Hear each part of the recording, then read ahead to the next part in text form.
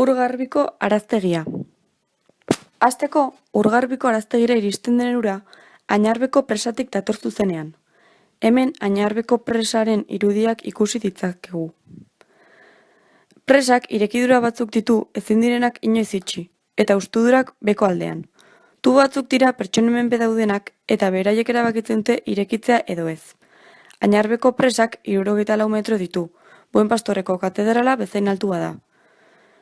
Urgarbiko araztegian 900 litro segunduko garbitzen dituzte. Hemen eskema bat ikusi dezakegu, bertan prozesu guztia azaltzen da. Tuberiak ezulatzeko kareharria zinguratzen dituzte. Horrela, ur asko aurrezten dute.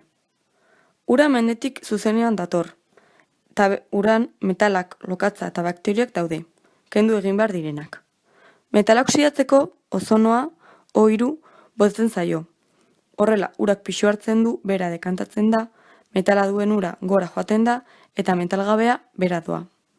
Patata almidoia ere botatzen da, flokulante moduan, flokuluak sortzeko.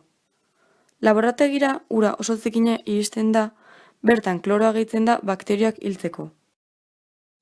Ura hondarrezko filtro batzutara pasatzen da. Filtroien azpikaldean tubo batzuk daude. Tuboietatik ura bakarrikan pasatzen da, hondarra bertan geratzen da.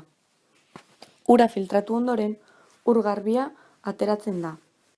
Ur depositoan kloroa bigarren aldiz botatzen da, eta fluorra ere gehitzen da. Fluorra legez beharrezkoa da, eta gainera hortzak indartzen ditu. Azkenik, ura herri desberdinetara banatzen da. Etxeetan erabiltzen den ura ur zikineko araztegira doa zuzenean.